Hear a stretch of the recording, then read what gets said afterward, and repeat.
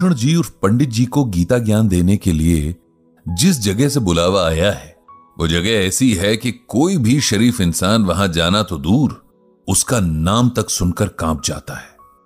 उस जगह का नाम है जेल। दोस्तों, आप सुन रहे हैं गीता ज्ञान। पर पंडित जी वहां पहुंचे कैसे? तो हुआ यूं कि पंडित जी के एक फ्रेंड है बालकृष्ण शर्मा, उसके सन इन लॉ यानी दामाद प्रभाकर जेल पुलिस में काम करते हैं, जेल सुपरिंटेंडेंट हैं। उन्होंने कल पंडित जी को कॉल किया कि वे बहुत टाइम से अपने ससुर जी के कहने के बाद पंडित जी का गीता ज्ञान ब्लॉग पढ़ रहे हैं और उनसे बहुत इंप्रेस्ड हैं। वे चाहते हैं कि पंडित जी उनकी जेल में कैदियों को गीता ज्ञान के कुछ सेशंस दें। उन्होंने बताया कि जेल में इस तरह की बहुत सारी एक्टिविटीज चलती रहती हैं ताकि कैदी भी थोड़ा स्पिरिचुअलिटी की तरफ आए और उनमें कुछ सुधार हो। पंडित जी ने उनके इस इनविटेशन को बहुत खुशी से एक्सेप्ट कर लिया। अगर सोसाइटी का कुछ भी भला उनकी वजह से हो सकता है तो उन्हें इसमें खुशी ही मिलती है। प्रभाकर और उन्होंने एक संडे का दिन तय किया कि इस दिन वे कैदियों को 1 घंटे का सेशन देंगे। अगर सब ठीक रहा तो धीरे धीरे सेशन का टाइम बढ़ाएंगे। फिर क्या था, संडे के दिन सुबह 10 बजे पंडित जी प्रभाकर के साथ जेल पहुंच गए। जैसा उन्होंने सुना या फिल्मों में देखा था, जेल वैसी डरावनी जगह भी नहीं थी। सब कैदी अपने कामों में बिजी थे।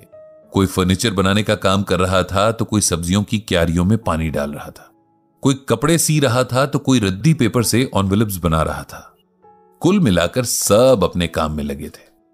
प्रभाकर बड़ी रिस्पेक्ट के साथ पंडित जी को एक हॉल में ले गया जहां दीवारों पर बड़ी अच्छी अच्छी बातें लिखी थी। पंडित जी और प्रभाकर के बैठने के लिए वहां कुर्सी लगी हुई थी और कैदियों को बैठने के लिए फर्श पर दरी। पंडित जी थोड़े से परेशान हैं। उन्हें यह कॉल उनके एक्स बॉस गुप्ता सर ने की थी। अब धीरे धीरे सभी कैदी हॉल के अंदर आने लगे। उन्हें देखकर कौन कह सकता था कि इन्होंने किसी को मारा होगा, किसी को चोट पहुंचाई होगी, चोरी की होगी या इससे भी ज्यादा किसी का बुरा किया होगा। इस वक्त वे सब बिल्कुल आम इंसानों की तरह थे। न उनके चेहरे पर किसी तरह की क्रूरल्टी थी, ना ही कोई ऐसी बात कि कोई पहचान सके कि उन्होंने कोई क्राइम भी किया होगा। हां, उनमें से कुछ चेहरे उदास जरूर थे, कुछ सर शर्म से झुके थे और कुछ आंखों में बहुत सारा गिल्ट था। उन सबको देखकर पंडित जी को बहुत बुरा लग रहा था। हमारे कर्म हमें कहां से कहां ले जाते हैं।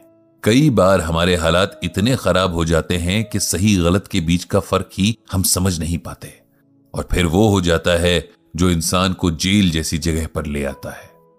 खैर, अब जो हो चुका उसे तो बदला नहीं जा सकता, लेकिन आगे के लिए कुछ बेटर किया जा सकता है, पंडित जी ने अपने मन में सोचा। प्यारे दोस्तों, मेरा नाम ब्रजभूषण है, लेकिन प्यार से सब लोग मुझे पंडित जी कहकर बुलाते हैं। मैं कोई पूजा पाठ करने वाला पंडित नहीं हूं, बस किसी ने यह नाम दे दिया है तो बस सब यही कहकर बुलाते हैं। आपके सुपरिंटेंडेंट साहब ने बहुत प्यार से मुझे आपके बीच बुलाया तो मुझसे रहा नहीं गया। मैं भी आपसे मिलना चाहता था, इसीलिए आ गया। मैं आपको किसी किस्म का कोई उपदेश देकर बोर नहीं करूंगा। मैं बस कुछ ऐसी बातें करूंगा जो शायद आपकी मदद करेंगी अपने समय को अच्छे से काटने में और अपने आने वाले कल को अच्छा बनाने में। जब आप यहां से निकलकर बाहर की दुनिया में जाएंगे तब वहां आत्मसम्मान यानी डिग्निटी के साथ सर्वाइव करने में आपको मदद होगी। तो चलिए शुरू करते हैं। सबसे पहले मैं चाहूंगा कि आप लोग मुझसे जो भी आपके मन में सवाल है वो पूछें, जो भी आप फील करते हैं या जिन क्वेश्चंस के आंसर आपको नहीं मिल रहे हैं। मैं कोशिश करूंगा कि श्रीमद् भगवद गीता, जो कि खुद भगवान की वाणी है, उसमें ढूंढकर आपके सवालों के जवाब दे सकूं। अगर आज मुझे जवाब ना भी पता हो तो अगले सेशन में आपके लिए जवाब ढूंढकर लाने की पूरी कोशिश करूंगा। तो जिसे भी कुछ पूछना हो पूछ सकता है। पूरे हॉल में सन्नाटा सा छा गया। ऐसा नहीं था कि किसी के मन में सवाल नहीं थे, बल्कि शायद ही कोई होगा जिसके मन में सवाल ना हो, लेकिन एक हिचक थी कि कैसे पूछें। खुद को लेकर इतना गिल्ट था कि कॉन्फिडेंस खत्म सा हो गया था। पंडित जी ने एक बार फिर कहा कि आप लोग ये ना सोचें कि आपके सवाल से मैं या सुपरिंटेंडेंट साहब या आपके बाकी साथी क्या सोचेंगे। आप बस पूछिए जो कुछ भी मन में है।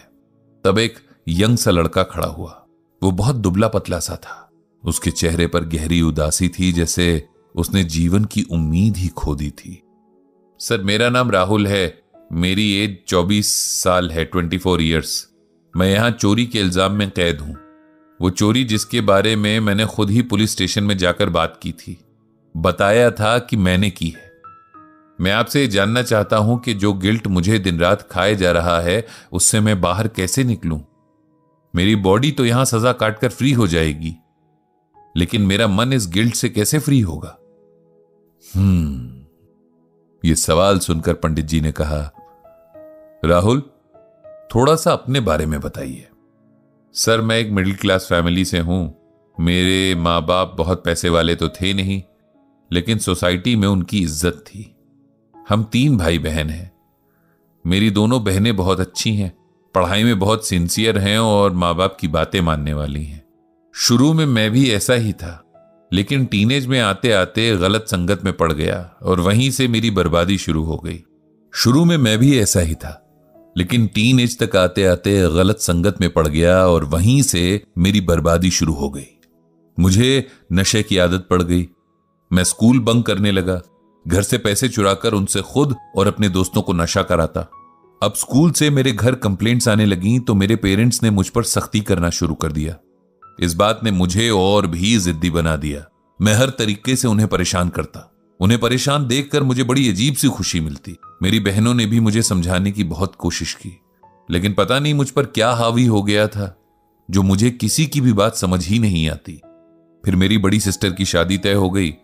पूरी फैमिली इसकी तैयारियों में बिजी थी। मेरे फादर ने सालों से मेहनत करके, सेविंग्स करके जो पैसे बचाए थे, उनसे सिस्टर के लिए ज्वेलरी वगैरह का अरेंजमेंट किया था। शादी से ठीक एक दिन पहले मैंने अपनी नशे की लत के आगे हार मान ली और अपने ही घर में चोरी करके अपनी बहन के गहने बेच दिए और अपने दोस्तों के साथ सारे पैसे नशे में उड़ा दिए। जब इस बात का मेरे फादर को पता चला तो उन्हें हार्ट अटैक आ गया। किसी तरह उनकी जान बची, लेकिन बहन की शादी टूट गई क्योंकि ससुराल में मेरी इस हरकत का पता चल गया था। मुझे सबका इतना अफसोस हुआ कि मैंने खुद ही थाने जाकर अपनी चोरी की बात कबूल कर ली, क्योंकि मेरे पेरेंट्स ने चोरी की रिपोर्ट की थी। इसीलिए मुझे अरेस्ट कर लिया गया। मेरे पिताजी मुझसे इतना नाराज थे कि उन्होंने पुलिस को मुझे जेल में ही रखने को कहा। मतलब उन्होंने अपनी रिपोर्ट वापस नहीं ली। इस तरह मैं तब से जेल में हूं। मुझे अपनी गलती का पूरा एहसास है। मैं सुधरना भी चाहता हूं, लेकिन मुझे लगता है अब मुझे कोई माफ नहीं करेगा। अगर मैं यहां से बाहर गया तो मेरा फ्यूचर नहीं होगा। मेरा गिल्ट मुझे अंदर ही खाए जा रहा है। मैं क्या करूं पंडित जी कि मुझे इस गिल्ट से छुटकारा मिले? राहुल, मैंने तुम्हारी बात सुनी और समझ ली है। मुझे खुशी है कि तुम्हें अपनी गलती का एहसास हुआ और अब तुम सुधरना भी चाहते हो। रही बात गिल्ट की, तो जब तुम्हें अपनी गलती का पूरा एहसास है तब इसे अपने मन में मत पालो।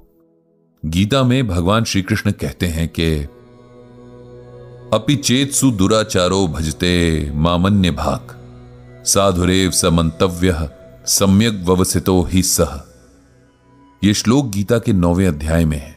इसका मतलब है कि यदि कोई बहुत ही दुराचारी व्यक्ति भी प्रेम व भक्ति के अनन्य भाव से हमको भजता है तो वो साधु है, क्योंकि उसने भली भांति निश्चय कर लिया है कि परम पिता परमेश्वर कृष्ण के भजन के समान अब अन्यत्र कहीं कुछ नहीं है।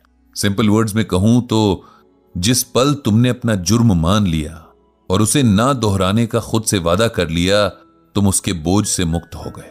तुम्हारे शरीर को तो दुनिया के कानून के हिसाब से सजा मिल ही रही है, लेकिन तुम अपने मन को अगर भगवान श्री कृष्ण को डेडिकेट कर दोगे तो वो शांत हो जाएगा। उसे इस जुर्म की सजा से मुक्ति मिल जाएगी और तब तुम बाहर जाकर भी शांति से जी पाओगे। तुमने जो भी अपराध किया, जानबूझकर या अनजाने में, उसकी सजा मिलना तय है। लेकिन अगर तुम खुद को अभी संभाल लो, आगे से ये ना करने की ठान लो, तो आने वाले जीवन और जन्मों को सुधार लोगे।